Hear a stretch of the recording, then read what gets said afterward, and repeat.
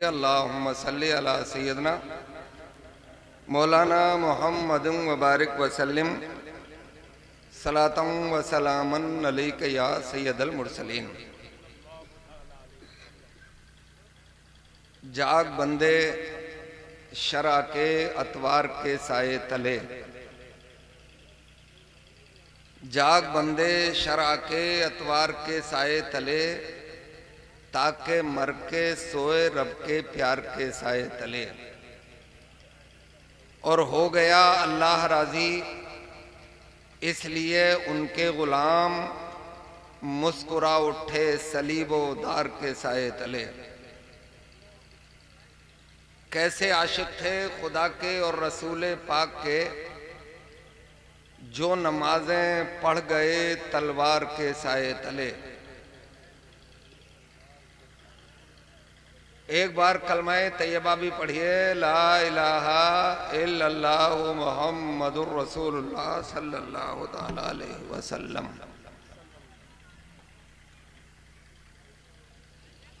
हजरात, ये सरकार की महबूब और प्यारी सुन्नत के मौके पर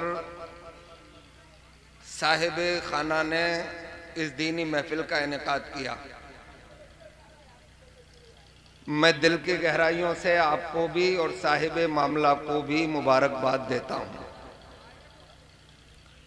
अल्लाह तबारक व ताला उनकी सही इस काविश और कोशिश को अपने हबीब के सदक़े में मकबूल व मंजूर फरमाए। प्यारे अलैहिस्सलातु वस्सलाम ने इरशाद फरमाया, निकाह मेरी सुन्नत है, यानी मेरा तरीका है। जो इससे भागेगा बचेगा उसको ये अल्टीमेटम है कि वो हम में से नहीं होगा। जहां सरकार ने ये इरशाद फरमाया कि निकाह मेरा तरीका है, वहां ये भी इरशाद फरमाया कि निकाह को जितना हो सके आसान करो। ए बच्चे, निकाह को जितना हो सके आसान करो ताकि जिना मुश्किल से मुश्किल हो जाए। मगर हम और आप सब मिलकर इस बात पर गौर व फिक्र करें कि दुनिया में जितने मुश्किल काम हैं, उन कामों में मुश्किल काम इस दौर का निकाह भी है। ये तो जरा उसके जिगर से पूछो कि जिसके पास वसाइल नहीं है और उसकी बेटियां जवान हो गई हैं। मालदारों का तो कोई मैटर ही नहीं है। आप हैरत में पड़ जाएंगे ये बात सुनकर कि गुजरे हुए 10 साल में हमारे और आपके घराने की 13 लाख लड़कियां दूसरों के साथ भाग गईं। वजह निकाह की परेशानी है। और निकाह की परेशानी की वजह क्या है? जहेज की मारामारी।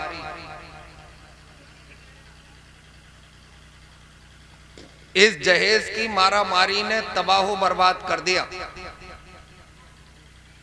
मैं एक बात पूछ रहा हूं आपसे, अगर आपकी तवज्जो है, कि जहेज मेरे कहने से तो रुकेगा नहीं, आप देते हैं, मगर उसकी दुकान क्यों सजाते हैं? अपने दामाद को देते हैं, अपनी बेटी को देते हैं, फिर एक एक चीज अलग सजा के क्यों रखते हैं? इसलिए सजाते हैं कि कोई गरीब देखे या गरीब की बेटी देखे तो उसके कलेजे पे आरी चल जाए। देना ही है तो छुपा के दे दो। हजरात, कम से कम 50 लड़की वालों ने मुझसे कह रखा है कोई सलीके का रिश्ता हो तो बताना। अब सलीके के संजीदा लोगों में गुफ्तगू की जाती है और उन्हें जब झांक के देखा जाता है तो उनमें भी कहीं ना कहीं घोटाला निकलता है। एक जगह मैंने रिश्ते की बात की, लड़की के औसाफ बताए, कबूल सूरत है, पाबंदी के साथ 5 वक्ता नमाजी है, कुरान की तिलावत भी करती है। मोमिन को और क्या चाहिए है? तो उसके बाद उन्होंने पलट के मुझसे सवाल किया कि उसके भैया और बाप क्या करते हैं। इसका मतलब अंदर खाना, दिल में माल की ललक है, जबकि कसम परवरदिगार की दुनिया के देने से कभी घर नहीं भरता है, और घर अगर भर भी जाता है तो फिर चैन नहीं मिलता है? जब अल्लाह अता करता है, मुस्तफा अता करते हैं, फिर घर भी भरता है और दिल को सुकून भी मिलता है। इसीलिए बरेली के इमाम आला हजरत अजीमुल बरकत ने इरशाद फरमाया, कौन देता है देने को मुंह चाहिए, कौन देता है देने को मुंह चाहिए, देने वाला है सच्चा हमारा नबी। जब वो अता करेंगे तो फिर बेड़ा पार होगा, जब वो अता करेंगे तो घर में सुकून और इत्मीनान होगा।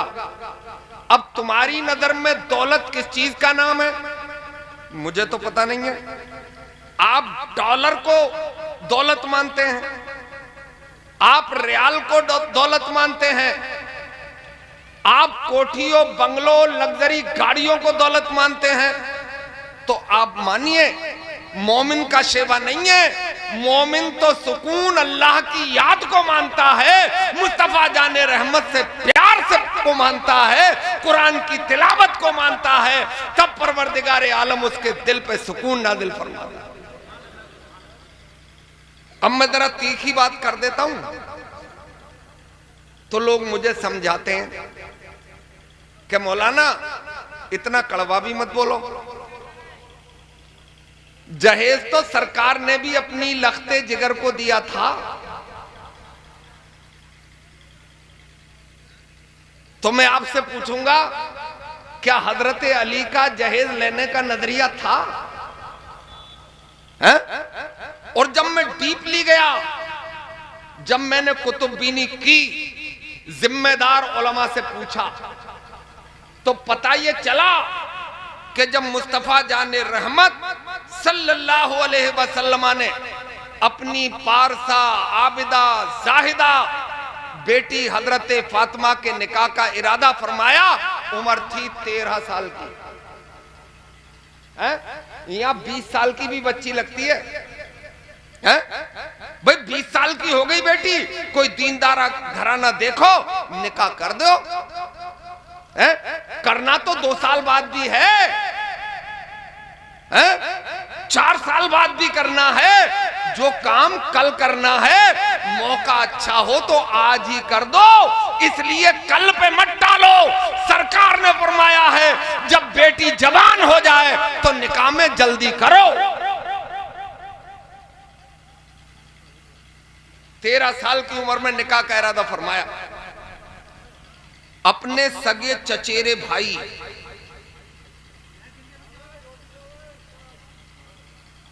हजरत अली को तलब फरमाया, गोया के हजरत फातिमा के बहुत करीबी चचा हुए आप। सरकार ने बहुत करीबी रिश्तेदारी में निकाह किया। क्यों? अरे नहीं मानेगा तू? बात समझ रहे हो मेरी? आप अगर बात समझ में ना आए तो पूछिएगा, क्योंकि मैं हवा में तीर मारने नहीं आया हूं। मेरी जिम्मेदारी है कि शरीयत की बात आप तक पहुंचाऊं। आप माने न माने ये आपकी जिम्मेदारी है। मैं कोई AK-47 लेके थोड़ी आया हूं। मानेंगे तो आपका बड़ा फायदा हो जाएगा, और आप मान लेंगे तो कुछ ना कुछ मेरा भी फायदा हो जाएगा। है ना? तो क्यों करीबी में रिश्ता किया सरकार ने? इसलिए कि कुरान में जहां निकाह का जिक्र है वहां पहले करीबियों को तरजीह दी गई है, अपनों को। तयरे चचेरे, खलेरे खलेरे, ममेरे फुपेरे, जब इनमें न मिले तो फिर बाहर जाओ।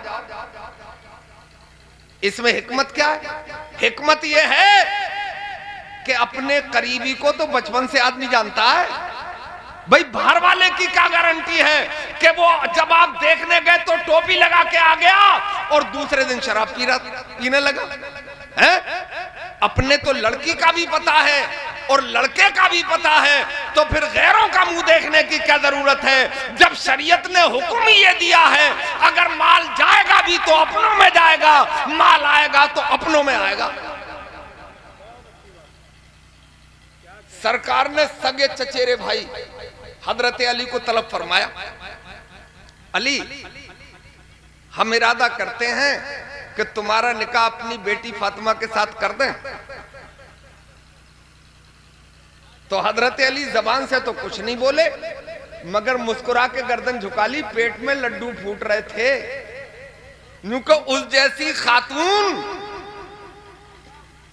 उनसे लेकर और अब तक तो आई नहीं है और कयामत तक आएगी भी नहीं है। खातूने जन्नत हैं आप, मुस्तफा जाने रहमत की शहजादी हैं आप। यानी गोया कि हजरत अली ने हां में जवाब दे दिया। तो सरकार ने फिर दूसरा सवाल किया, अली अब तुम्हारी अज़दवाजी जिंदगी शुरू होगी, नया दौर शुरू होगा जिंदगी का। क्योंकि शादी के बाद नया दौर शुरू होता है, थोड़ा हौसला बना के रखना पड़ता है, जरा हिम्मत से काम लेना पड़ता है। कभी कभी घर में टकराव का मौका भी आता है, अगर हौसला बरकरार है तो उस टकराव को आसानी से झेल लेता है। कभी सास बहुओं के, कभी नंदों के लफड़े झगड़े होते हैं। जो समझदार होता है वो घर को बिगड़ने नहीं देता है, वो घर को बना के चलता है ना? बोले अली अब तुम्हारी जिंदगी का दूसरा दौर शुरू होगा, कुछ माल पानी है? हजरत अली ने गर्दन झुका के अर्ज किया, रसूल अल्लाह मैं तो आप ही के साथ रहता हूं, आप तो सब जानते, और अगर मैं साथ भी ना रहूं तो आप तो अल्लाह के नबी हैं, और नबी का मतलब ही जो ये होता है जो अंदर की भी जानता है और बाहर की भी जानता है, और आप तो नबियों के सरदार हैं। सरकार जब पूछ ही लिया तो अर्ज करूं, मेरे पास एक ज़रा बख्तर है, मैं उसे पहन के जंग के मैदान में कुफ्फार के मुकाबले में उतरता हूं, बस वही माल है। सरकार ने फरमाया अब होगा तुम्हारा निकाह, ज़रा फिर खरीद लेना, इस ज़रा बख्तर को मदीने के बाजार में बेच आओ। हजरत अली चले गए, क्योंकि सरकार का हुक्म था। उसे बेच दिया और जो उससे रकम मिली वो सरकार की बारगाह में पेश कर दी लाके। सरकार ने उसमें से कुछ रकम निकाली, औरतों के हवाले की, दुल्हन तैयार करो। दुल्हन तैयारी का माल भी हजरत अली ही का था, है ना? और बाकी पैसे हजरत अली को दे दिए, फिर जाओ बाजार सामान्य जरूरत खरीद के लाओ।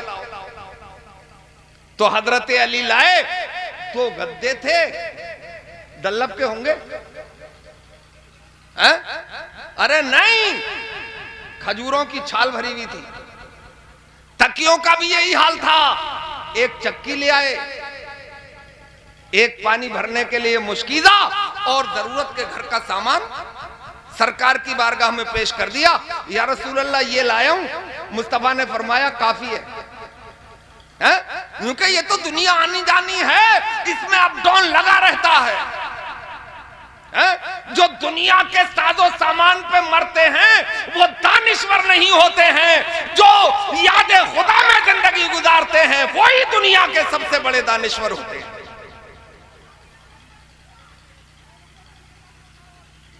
तो सरकार ने फिर अपनी पारसा आबिदा जाहिदा बेटी का निकाह मस्जिद नबवी में असहाब के जुलू में 450 मिस्काल चांदी के मेहर के एवज में पढ़ा दिया। मेहर रखा है और निकाह पढ़ा दिया। कहां पढ़ाया? मस्जिद में। अब होता है बारात घर में, है ना। ये सरकार ने फरमाया है कि अपनी निकाहों की महफिलों को मस्जिदों में सजाया करो। उसमें फायदा क्या है? उसमें सबसे बड़ा बेनिफिट ये है कि ये निकाह की महफिल रहमत की महफिल है। इसमें खुदा की रहमत के फरिश्ते नाजिल होते हैं। और ये कहां नाजिल होते हैं और कहां नहीं होते हैं? ये वहां नहीं आते हैं जहां कोई नापाक होता है, जहां जानदार की तस्वीर होती है, जहां कुत्ता होता है, वहां नहीं आते हैं।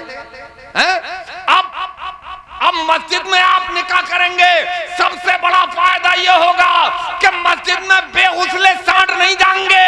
मस्जिद में वो ही जाएगा कि जो पाक होगा, और पाक होगा तो उस महफिल में खुदा की रहमत का नुज़ूल होगा, और जहां खुदा की रहमत नाज़िल होगी उस काम में बरकत होगी ना। और दूसरा फायदा क्या होगा? दूसरा फायदा यह होगा कि आप बारात घर में निकाह हो रहा तो इमाम साहब को बुलाया जा रहा है। इमाम है बहुत गर्म आपके, मगर थोड़ा ख्याल रखियो, यूं के मनखूम भी शनासम पीराने पार सारा, है ना। जो आला ज़र्फ होते हैं हमेशा झुक के मिलते हैं। जो आला ज़र्फ होते हैं हमेशा झुक के मिलते हैं। सुराही सरनिगू होकर भरा करती है पैमाना, है ना। सुराही प्याले के सामने झुकती है, जबकि माल सुराही में होता है ना। कह रहा है मौजे दरिया से समंदर का सुकूत, जितना जिसमें ज़र्फ है इतना ही वो खामोश है। तुम्हें ही बोलना था सिर्फ घंटों, तो इन औरों को क्यों बुलाया है? भाई थोड़ा तुम बोल लो, थोड़ा हम बोल लें। और हम इसलिए ज्यादा बोल लें कि आप तो हर जुमे में बोलोगे, हर मिलाद में बोलोगे। भाई हमें बाहर से बुलाया है और दूर से आए हैं, तो कुछ देर तो बोलने का मौका दो। भैया बात समझ में नहीं आ रही हो तो पैसे उठा ले जाइए अपने। मैं कभी नहीं कहूंगा कि पैसे दो।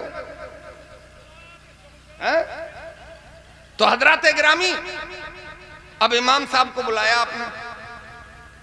इमाम साहब बगल में रजिस्टर दबाए हुए आ गए। बोले भी तैयारी करो। बोले अभी तो दुल्हन ने जोड़ा भी नहीं पहना।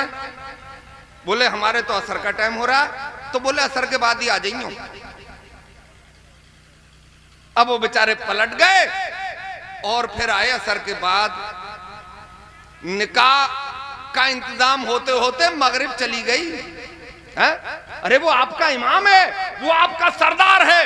कितने डेवलप हो गए हो आप, कितनी कोठियां हैं आपके पास, कितनी रकम है आपके पास। होगी, मगर लंदन और अमेरिका की बराबर न कोठियां हैं न आपके पास रकम है। एक मिसाल नहीं मिलेगी आपको कि उनका पादरी उनका निकाह पढ़ाने के लिए बारात घर में जाता हो। नहीं, वो अपने दुल्हन और दूल्हा को चंद लोगों के साथ चर्च में लेके जाते हैं ताकि अपने रहबर का ख्याल रखा जाए, उसकी इज्जत का पास रखा जाए, है ना। तो निकाह बरकत की महफिल है। अब उसे आप जहमत की महफिल बना लो, ये आप जानो, है ना। और अब तो आलम यह है कि ऐसी ऐसी रसूमात हैं कि सुन के हैरत होता है कि ये मुसलमानों में कहां से आ गई हैं? ये आ गई पैसे से, ये आ गई यूट्यूब से, ये आ गई व्हाट्सएप यूनिवर्सिटी से, अरे हम व्हाट्सएप यूनिवर्सिटी की बुनियाद पे जिएंगे या मुस्तफा के फरमान के मुताबिक जिएंगे? हम दुनियावी एतबार से जिएंगे या कुरान के फरमान के एतबार से जिएंगे? अगर हमने कलमा पढ़ा है तो हमारी जिंदगी गुलामी मुस्तफा के दायरे में होना चाहिए, दुनियादारी के दायरे में नहीं होना चाहिए। सुना है वो एक दिन पहले हल्दी वल्दी, वो पूरे हल्दी से पुत जाते हैं लोग। भाई मेहंदी तो औरत को जायज है, वो उसका श्रृंगार है, मेहंदी लगाओ, मगर औरतें लगाएं। और अगर कोई मर्द चाहे तो अपने बालों में लगा सकता है, हाथ और पैरों में नहीं लगा सकता। उसकी वजह भी बता दूं, इस्लाम अटकल पच्चू कोई बात नहीं कहता है, इस्लाम हवा में तीर नहीं मारता है। मेहंदी की तासीर ठंडी है। सुनो भाई गौर से, एक बार जरा आहिस्ता से सुभान अल्लाह बोलो। मेहंदी की तासीर ठंडी है। अल्लाह ताला ने जब नफ्स पैदा फरमाया तो उसके 10 हिस्से किए। एक हिस्सा मर्द को दिया, 9 हिस्से औरत को दिए, है ना? तो नफ्स 10 गुना ज्यादा है औरत के पास आपसे, इसलिए उसे ठंडी चीज लगाने की इजाजत दे दी गई ताकि उसका नफ्स कंट्रोल में रहे। आपके पास तो 1% है, अगर आप ये ठंडी चीज इस्तेमाल करेंगे तो आपका नफ्स डैमेज हो जाएगा, और नफ्स का बरकरार रहना दुनिया चलाने के लिए जरूरी है। बात समझ में आ गई? तो ये हल्दी वल्दी की रस्म में पीले हुए फिर रहे हो, दूसरों की रस्म लेना, ये इस्लाम इसकी इजाजत सब मिलके बोलो नहीं देता है। अब आपको पता चल गया, पता नहीं होगा इसलिए गुलछर्रे उड़ा रहे होगे, अब पता चला है तो मुझे यकीन है कि आइंदा शादी में हैं पीले नहीं होंगे। दूल्हे को बटना लगाना जायज है ताकि चमड़ी निखरे, और दूल्हा जरा काला भी हो तो वो थोड़ा सा सांवला लगे। हालांकि काला रंग भी कोई बुरा थोड़ी है, काले रंग पे धब्बे आसानी से नजर नहीं आते हैं, है ना? तो उस पर कोई ऐसी चीज लगाना जायज है। तो मेरे भाइयों, तो मैं कह ये रहा था कि सरकार ने भी जहेज अपने पास से नहीं दिया, बल्कि हजरत अली अपनी जिरा बेच के लाए, है ना? अब मैं अर्ज करूंगा आपसे, आखिरी बातें कह रहा हूं क्योंकि बहुत लोग हैं, मुझे सबका एहसास है कि अगर अल्लाह ने आपको खुद ही दौलत दे दी है, आपके पास जरूरत के लायक रकम भी है, रहने के लिए मकान भी है, चलने के लिए गाड़ी भी है, तो फिर दूसरे के माल पर नजर क्यों है भाई? हैं? मैं कहता हूं मालदारों, रईसों, अमीरों, कोठी और बंगलों वालों, किसी बेवा और नादार की शरीफ बच्ची को अपने घर में निकाह करके लाओ, परवरदिगार तुम्हारे लिए रहमत के दरवाजे खोल देगा। तुम्हारे एक कोठी की जगह सैकड़ों कोठियां हो जाएंगी। मैं एक किस्सा सुना के बात खत्म करूं।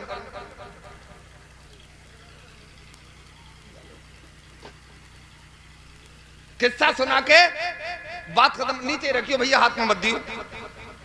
हाँ, दूल्हा मियां ये,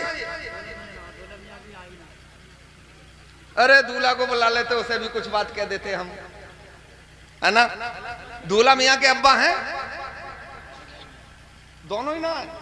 अरे अल्लाह उन्हें गरीक़ रहमत फरमाए और इस बच्चे को शानदार ईमानी इस्लामी जिंदगी गुजारने की तौफीक अता फरमाए, है ना? एक किस्सा सुना रहा हूं आपको। हुंकारे चाहिए, वो भी चीखो पुकार वाले नहीं, आहिस्ता आहिस्ता सुभान अल्लाह। एक बुजुर्ग गुजरे हमारे यहाँ, नाम था उनका फुजैल इब्ने अयाज। लंबा बता दिया नाम, याद नहीं होगा, शॉर्ट कर लो। नाम था फुजैल, उनके अब्बा का नाम था अयाज। और अरबिक संस्कृति में अब्बा का नाम भी शामिल किया जाता है, जैसे उमर इब्ने खत्ताब, उस्मान इब्ने अफ़्फ़ान।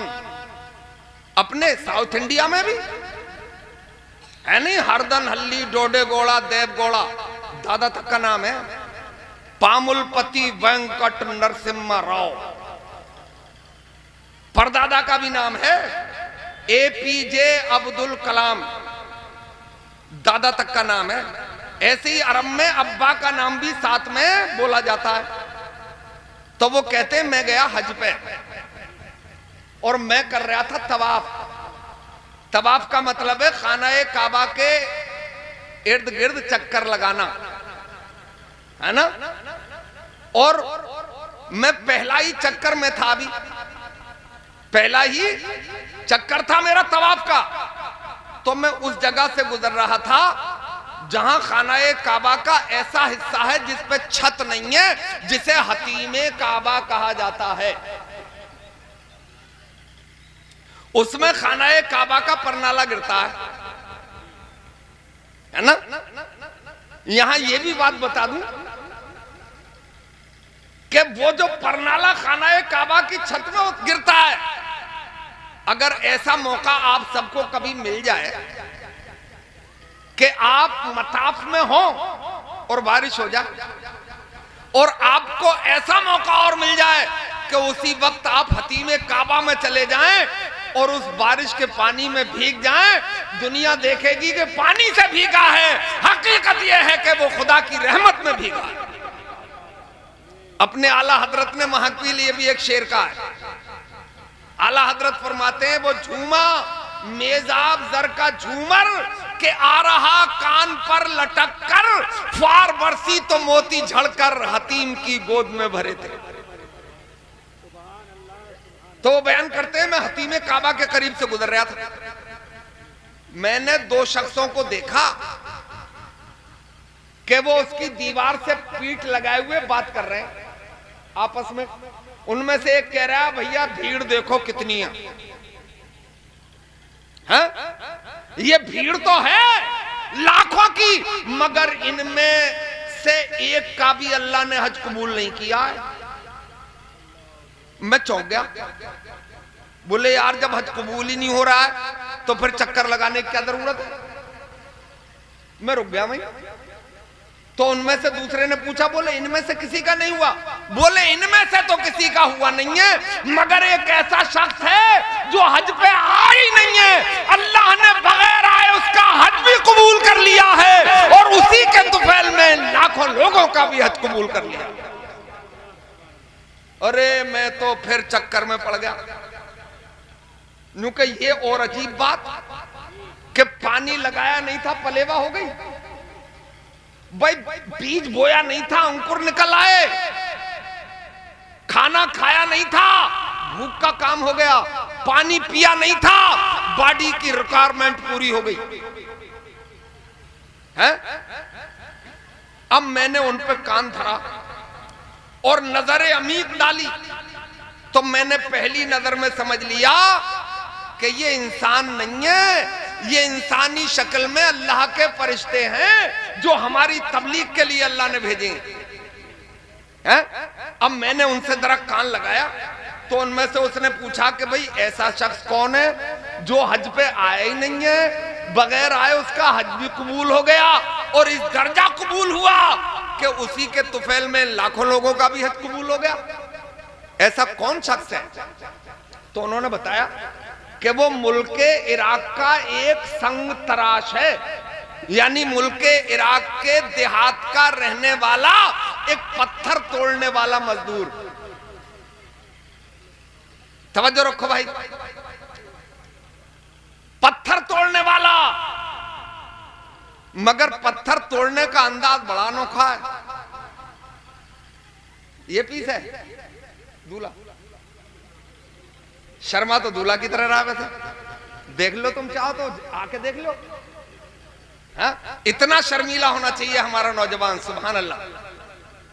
गली से गुजरे तो नजरें झुका के, मोहल्ले की बहन बेटियों पे गलत कभी नजर भी न डाले और जहन भी न बनाए, ऐसा होना चाहिए हमारा नौजवान, है ना। तो वो पत्थर तोड़ने वाला, मगर पत्थर तोड़ता अजीब अंदाज में, अपने टूल से पत्थर तोड़ता रहता है मगर जबान से दुरूद पाक पढ़ता रहता है। मोमिन की शान भी यही होना चाहिए कि मैं सो जाऊं या मुस्तफा कहते कहते और खुले आप सल्ले अला कहते कहते। हर दर्द की दवा है सल्ले अला मोहम्मद, ताबीज़ हर बला है सल्ले अला मोहम्मद। पत्थर तोड़ता रहता है, दुरूद पढ़ता रहता है और दिल में ये तमन्ना रखता है कि मैं भी थोड़ी थोड़ी रकम इकट्ठी करूंगा, मैं भी जाऊंगा एक दिन खाना ए काबा का तवाफ करूंगा, है? फिर सफा व मरवा में जाऊंगा, मुज़दलिफा व मिना व अरफात में जाऊंगा, और जब वहां के अरकान पूरे हो जाएंगे तो फिर वहीं से चल के लोगों को बुलाकर ये कहूंगा कि हाजियों आओ, शहंशाह का रोजा देखो। अरे काबा तो देख चुके, काबे का काबा देखो, फिर मदीने में मुस्तफा का रोजा पाक देखूंगा, सुनहरी जालियों का दीदार। पैसे इकट्ठे करता रहता था। एक दिन इतनी रकम हो गई कि हज पे जा सकता था। अर्जी लगा दी तो कबूल भी हो गई, कबूल हो गई तो तारीख भी मिल गई, और तारीख मिल गई तो आ भी गई। अब सुबह को सफर है। अच्छा, आप में से जरा दिल पे जोर दे के सोचो, जहन पे दबाव बनाओ कि आप सुबह मदीने जा रहे हैं? आज की रात है, नींद आ जाएगी? हैं? अरे नींद कैसे आ जाएगी? ये ऐसा सफर है, शुक्र खुदा के आज घड़ी उस सफर की है जिस पे निसार जान फला हो सफर की है। मुझे तो आई नहीं थी, अब तुम जानो। अब नहीं आए तो क्या करें? मुंह जमीन में गाड़ लें? लोगों को बुला के गपशप मार के रात गुजार दें? मोबाइल देख देख के रात गुजार दें? ना, आए तो आजा, नहीं आएगी तो मोबाइल नहीं देखेंगे, गपशप नहीं करेंगे, इसलिए कि मदीने जाना है, खाना काबा जाना है। हम रात के दो हिस्से करेंगे, एक हिस्से में मुसल्ला बिछा के नमाज़ें अदा करेंगे और दूसरे हिस्से में कुरान की तिलावत करेंगे। एक हिस्सा गुजर गया तिलावत नमाज पढ़ते पढ़ते, दूसरे हिस्से में आए तो कुरान की तिलावत शुरू कर दी। कुरान की तिलावत कर ही रहे थे कि पड़ोस से बच्चों के रोने की आवाज आई। आधी रात गुजर गई थी और वो आवाज भी इतनी दिलदोज, इतनी दिलखराश कि आदमी चीख गया। उन्होंने, क्या हो रहा भाई? हा? चलो होने दो, आपको अच्छा लग रहा है? बिल्कुल आखिरी वक्त में हूं। उन्होंने कुरान, इधर देखो, उन्होंने कुरान को जुज़दान में रखा और वो दिल को हिला देने वाली आवाज बच्चों की रोने की जो आई थी, कानों से टकराई थी, दिल हिल गया था, उठ के चले उस दरवाजे पे पहुंच गए जहां बच्चे अंदर रो रहे थे। दस्तक दी, अंदर से गरेदार आवाज आई, कौन? कहा बहन तेरा पड़ोसी हूं। बोले क्यों आए हो? बोले पूछने आया हूं तेरे बच्चे क्यों रो रहे हैं। बोले बैक टू पवेलियन, जितनी जल्दी हो सके वापस जाओ। बोले बहन वजह?